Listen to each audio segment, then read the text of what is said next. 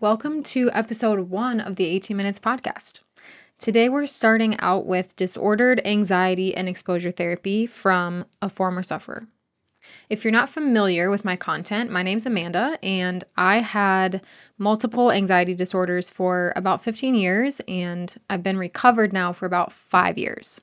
I use multiple different types of exposure therapy to overcome anxiety disorders. And so that's where I come from. And that's what I'm talking about.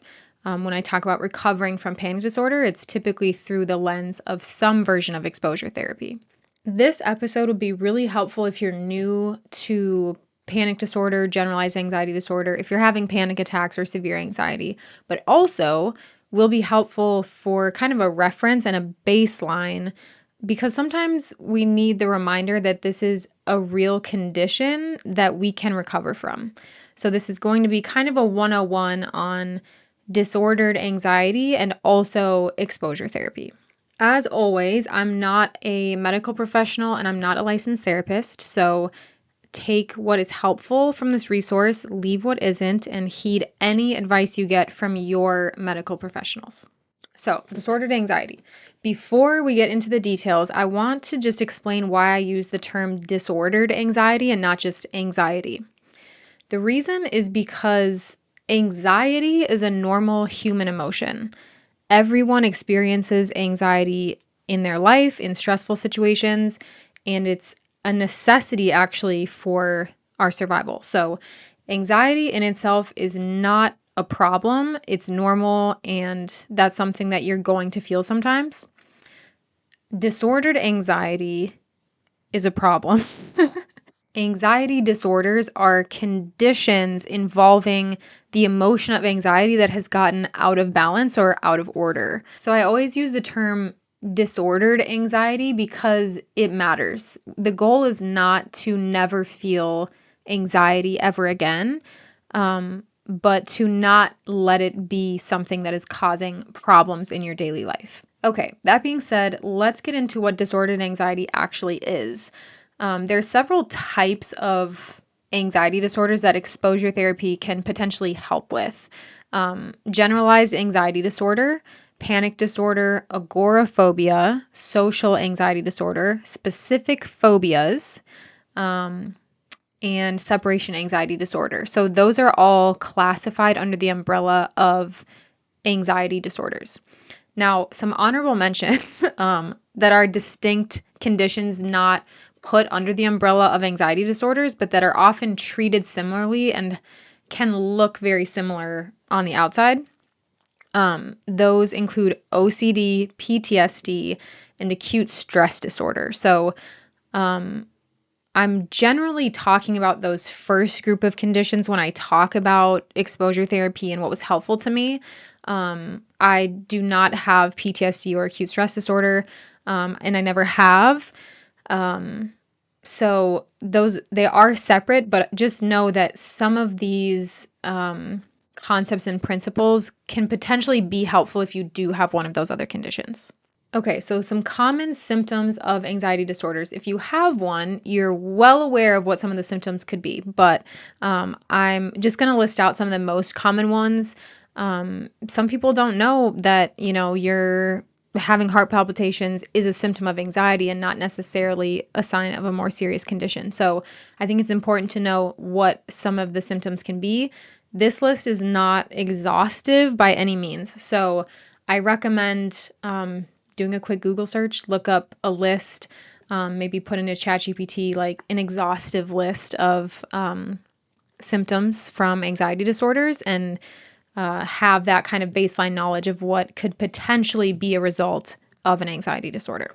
So some of the most common symptoms of anxiety disorders include increased heart rate and heart palpitations. Those are like skipped beats, or it feels like it's really common to have a couple regular heartbeats in a row and then it pauses and then you kind of have a intense heartbeat and then back to normal. So it's like this weird skip with like a more powerful heartbeat, if that makes sense. Very common. Shortness of breath, sweating, muscle tension and headaches, trembling, trouble sleeping, nausea, gastrointestinal problems, fatigue, difficulty focusing, indecisiveness, avoidance of triggers, or obsessing over triggers.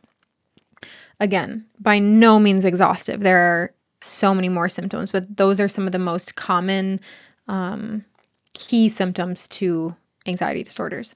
Disordered anxiety happens, in my understanding, for all kinds of reasons, and you don't necessarily have to know why. For me, I don't know exactly why, and it did not matter in my recovery. So that is not something that's crucial to recovering.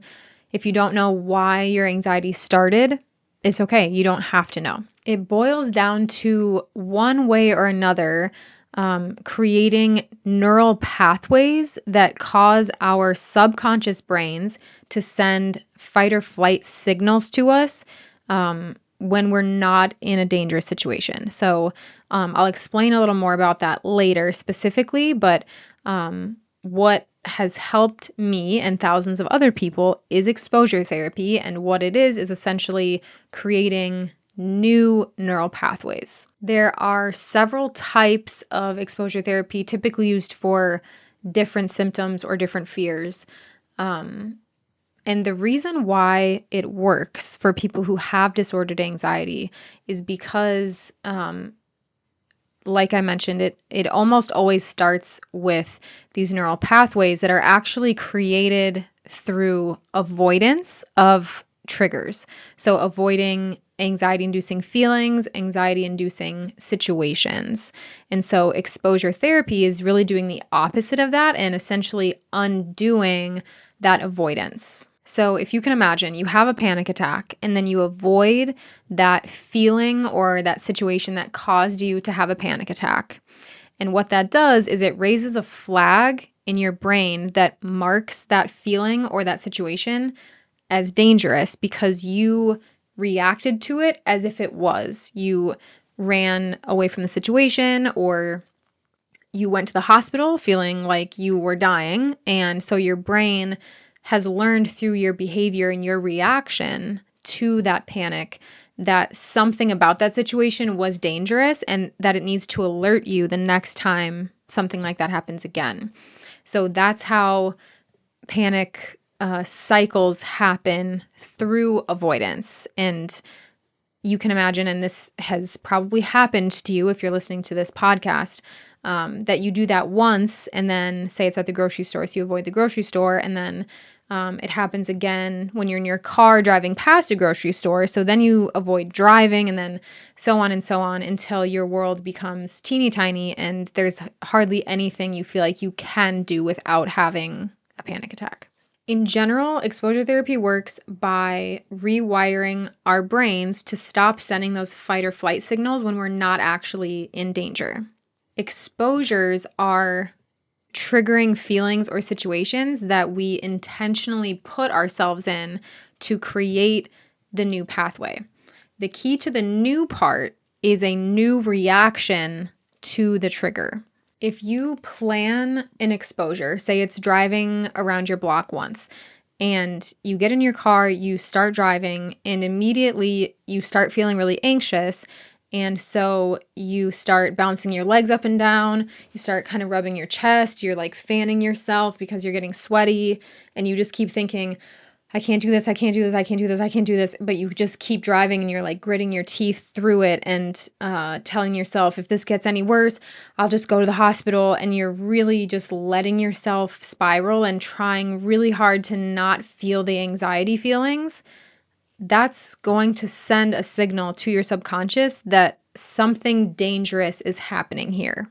Instead, exposure therapy emphasizes actually accepting those feelings, feeling the feelings of fear and discomfort associated with that anxiety trigger. Yes, it sounds scary because it is. It is not an easy thing to do.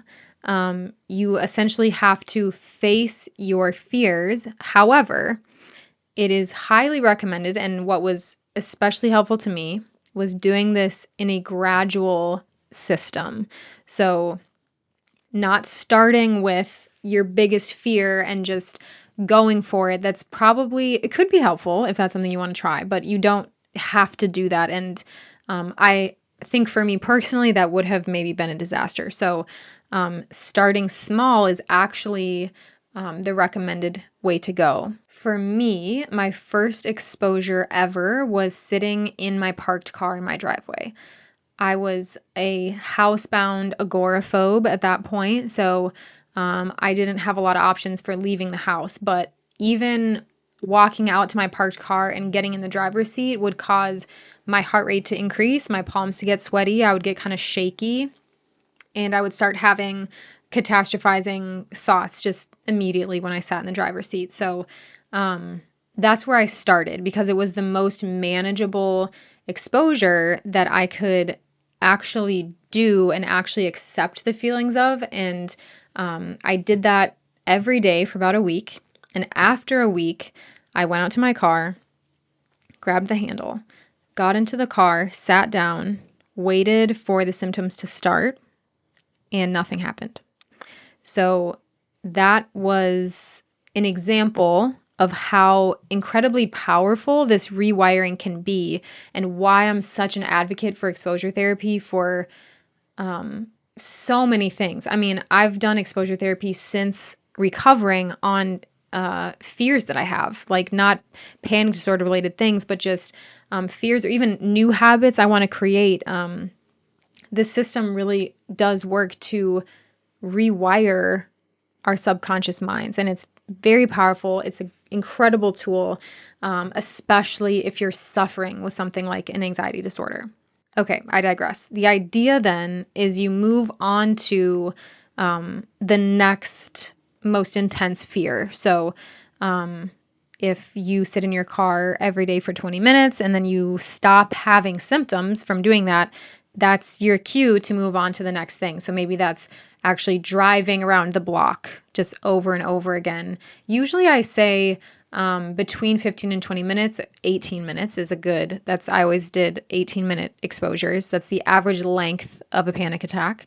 And scheduling time to do it for that amount of time every day so that you have a plan going into these things and you don't show up terrified and then decide not to do it. If you have a concrete plan, it makes it a little easier to stick to, I think. So then you just keep doing that over and over and over until you reach your biggest fear and you can handle exposing yourself to that, which is what happened to me. And it's wild. I still can't believe that I am where I am coming from the desperation and hopelessness that I was in. It's night and day. It's absolutely crazy, and why I create these resources because it was the biggest deal to me, the most life-changing thing I experienced, and I just know how exhausting and how hopeless these conditions can feel. And I want everyone who experiences this type of suffering to know that you don't have to live with it forever and you are capable of recovering. Okay, so consistent exposure therapy is difficult, and 90% of the time you won't feel like doing it. The thing is, if you can stay consistent, and of course, take breaks when you need them. You don't have to do this to the point where you're just completely burnt out and depleted. You shouldn't do that. But if you can do them consistently, you will notice a difference pretty quickly. I don't like to give time frames for anything because everyone's different. But for me, I noticed that first difference in about a week. And that was really incredible to me. And it was so motivating just to get to that first point of noticing that my brain was actually responding to my behavior. And I had never felt anything like that before. And I want you to know too that I'm like a really regular person. I'm not like some athlete who wakes up at 5 a.m. every day and works out and like eats rice and grilled chicken every day and does all these like major health and wellness habits. I've never been that kind of person. I love to sleep in. I love to take naps. I like to watch shows and be on my phone. I'm very regular, and this is not something you have to be exceptional to get a handle on and practice. Anybody can do this. The great thing is you can start right now. It's widely believed and has been expressed to me by professionals that anxiety disorders can't be cured. Cured is not a word that I necessarily use, but I do relate to healed or recovered. I say that because a lot of people, myself included, use the word recovered or healed or overcome when talking about an anxiety disorder. And what it is a description of the difference between quality of life with an anxiety disorder and the quality of life without one. And I still get anxiety. As I mentioned, anxiety is a normal human feeling. I have had panic attacks since recovering from panic disorder. Not very many, and they're very mild, but this is not something, the goal is not to never feel unsettled or uncomfortable ever again. The point and the goal here is to reclaim your life, get your life back. Life is full of really amazing things and really hard things. And this is really just getting us back to a place where we get to choose how we react to things and not let our subconscious minds just make all of these decisions for us that feel completely out of our control. Lastly, and I say this all the time, but I did not believe that recovery was possible for me. So if you feel like you are too broken, too weak, or too afraid to recover from an anxiety disorder, you're wrong. You absolutely can do this. You are strong enough, capable enough, competent enough to live the life that you want to live. Thanks for being here.